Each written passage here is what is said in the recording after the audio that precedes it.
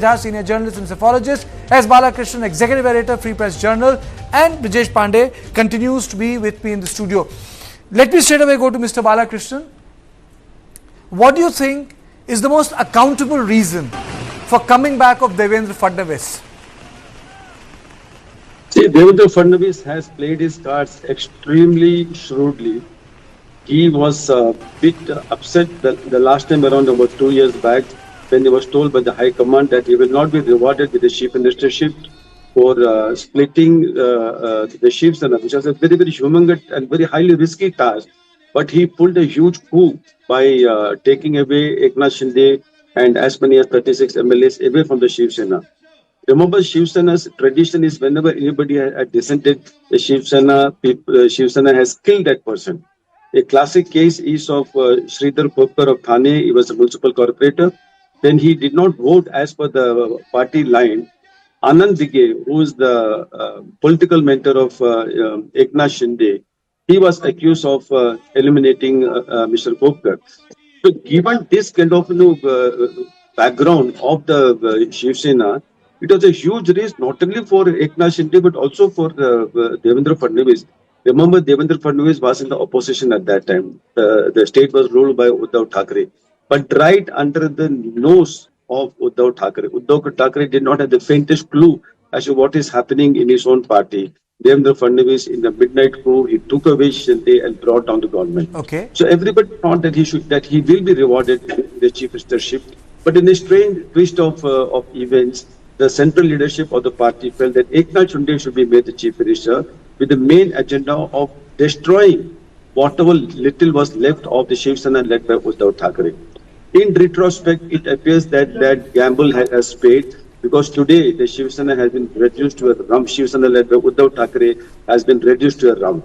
But now the equation has changed. With more than 130, there is no way in which the BJP will agree to play the second fiddle all over again. Absolutely. They have the numbers. They have the numbers, absolutely. And very rightly so, it feels that it is a matter of right. And now the question is, of course, Eknath Shinde had played an important role in the election. But he will be accommodated, he and his son Shrikant will be accommodated, given something which is... Okay. So basically you're saying that the father and son will be accommodated. But Ajit, do you think that Bihar experiment is something BJP does not want to repeat in Maharashtra? Well, what do you mean by the Bihar experiment? I didn't get the question. You see, in Bihar in 90s, Bharatiya Janata Party supported regional parties. So today a lot of people say that, we could have come of age in Bihar, but we still end up with Nitish Kumar all the time because we didn't focus. So this is one debate which I have picked up with the people who cover Bharatiya Janata Party or people who have been part of it. So how strong do you think this will have a play in Maharashtra? Devendra Fadnavis, first of all, combines both charisma and I would say cunning of a fox, right? In fact, he's a great orator. He was the second youngest chief minister that Maharashtra had. Sharad Pawar was the youngest. At 44, he had become the chief minister. Remember, a very early start in politics. I think in his early 20s, he was the mayor of Nagpur, and then he's been, a legislator from Nagpur for n number of years, right? Almost throughout his career, and a very educated person. Speaks English and Hindi and Marathi equally well, and this time, at least in 2014, when he became chief minister, BJP had 122 seats. This time, they have the real numbers to have their own chief minister. And look at his discipline. When he was told by the party high command to step down in favor of Shinde, a man that he had created, he agreed. In fact, when the party lost in Lok Sabha 4 or 5 months ago, he was the first person to step down. He wanted to resign. He was told to stay back. He was being even considered for the BJP party president. So here is a very ambitious, dynamic BJP leader, almost parallel to Yogi Adityanath. Okay. And and he has the sort of, his let me articulate. just hyperlocate it also. Let me just, Ajit, just let me hyperlocate it. In an OBC dominant politics, in an OBC dominant plethora of chief ministerships from South India to North of India, how do you explain, Brijesh, the survival of a Brahmin face in a politics dominated by Marathas for last 50 years and his consolidation? How did it happen? Well, and why did this happen? Well, Kartikeya, if you look at BJP's strategy, they have literally thrived on that. Who's Manohar Lal Khattar? Who's Yogi Adityanath? What is the percentage of Thakur as far as Uttar Pradesh is concerned? That has been BJP's staple diet, that if you take away, you say that you focus only Jat is going to be the chief minister of Haryana. But what happened? They made Manohar Lal Khattar, and Manohar Lal Khattar was a two-term chief minister and still occupies a pride of place as far as Prime Minister's cabinet. The fact is that, Devendra Fadnavis' eminence was never in doubt. What had happened was that once Uddhav Thackeray took a decision... Eminence was not in Absolutely. doubt. I mean, the person who was rivaling him for the post there were two people who were rivaling him. One was Nitin Gadkari. But BJP and especially under Prime Minister Narendra Modi's scene was not willing to cede other than the required space for Nitin Gadkari. The other person who could have been a potential thorn in the side of Devendra Fadnavis was Vinod Tawde. Vinod Tawde was brought into central politics, made observer of Bihar and all. So Fadnavis was always a big leader as far as under Modi Shah dispensation.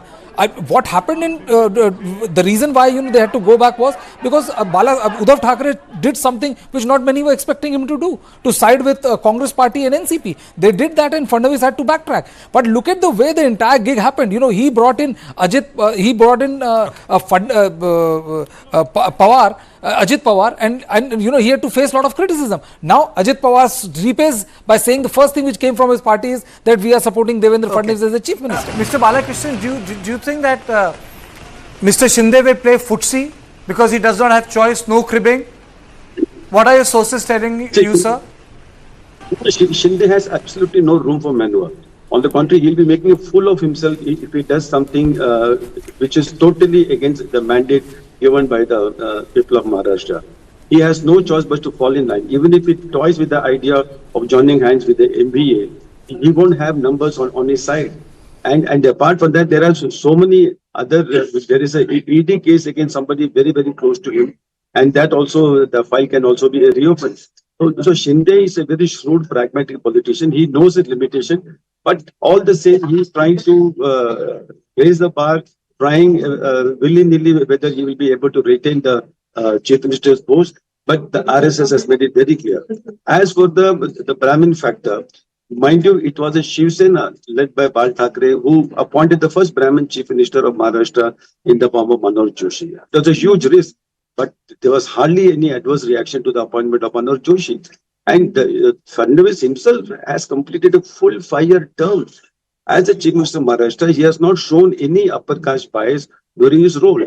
And all these Maratha leaders are talking about Maratha reservation, Maratha communities' backwardness, but they did zilch for their own community. It was Devendra Fadnavis in his capacity as a deputy chief minister who played a very crucial role in passing a law in Maharashtra Assembly, which was approved unanimously, giving reservation for Marathas. Apart from that, so many schemes, welfare schemes, educational schemes for Marathas have been done by the Mahayuti government. So all the redounds to the credit of Devendra Fadnavis and completely exposes the so-called Maratha leaders. So there will be no problem. The caste factor will not go against Devendra Fadnavis. He has got a clean image, he has got experience, and he has got the backing of the sun. So he has got solid factors in his favor, and there is no... I have one more question, Mr. Balakrishnan. You summed it well. Ajit, do you think that the BJP's landslide win has dealt a death blow to the kind of Dalit politics which was in existence in Maharashtra the last 50 years, or it has incorporated and subsumed it? 1 minute. My answer would be that the BJP ends up co-opting all kinds of subaltern politics, Dalit politics, OBC politics, and the question that you asked me earlier, that he's a Brahmin and this is a, politics dominated by backwards and Marathas. Remember who created Mandal? Prime Minister VP Singh, and he was a Thakur. Right now, who's backing the caste survey? Rahul Gandhi. So you don't need to be a OBC to be a great OBC leader. In fact, in the history of Bihar, you've had great OBC leaders who were technically not OBC. George Fernandez at one time led the backward upsurge, the Samudra Manthan in Madhu Limaye led it, right? These were socialists from outside Bihar. His name after so many years, Madhu Limaye. I've heard this name after so many years. So my point is, Devendra Fadnavis is the right guy. Why? Remember, when he was the chief minister for 5 years, he created Mumbai Next. Mumbai Next was one of the biggest projects which was supposed to transform Mumbai into the financial and entertainment hub. If the BJP is thinking of a governance which will lead Maharashtra into what they call the $1 billion economy, I think this is the man. He's smart. He studied law. He studied management. He's even studied in Berlin, project management. He understands business. He had brought Cyrus Mistry. He had brought Mukesh Ambani, several other top CEOs of the world in Mumbai Next, and several other programs of his at the same time. He's a welfare man. Remember, he was the one who created that 1% reservation for the Biklang, because one young woman met him and told him how she suffered. So he's clever, okay, you see, and he's visionary. Yes, okay. Thank you. I'm falling short of time, but I had to do this debate. I had to get Mr. Balakrishnan and you on why Devendra Fadnavis is all set to become the chief minister. Yes, it's a OBC dominated politics, and you have a Brahmin leader in Maharashtra who has emerged. I completely take the point by Mr. Balakrishnan that Manoj Joshi was the first person, but for Devendra Fadnavis to consolidate himself again like this makes him a different politician. Maybe he will have a national footprint one day, because BJP will have a transition in the next couple of years. And in this play of thing of transition, there are three people who are standing out. One is Amit Shah, obviously at the forefront. There is Yogi Adityanath, which is the most firebrand. 5 years is a long time in politics. Look what 6 months did. Yes, and then there is Devendra Fadnavis. So there can be people in waiting. People thought about Madhya Pradesh Chief Minister Shivraj Singh Chauhan being completely retired, and the man came back with a bang, and he's one of the most, I would say, reliable minister with a heavy duty portfolio. So I thank you, all of you, for joining me in this conversation that why Devendra Fadnavis is the new Chief Minister of Maharashtra. So this was on point number 2, but there is on point number 3, and it is about tension in Manipur after the autopsy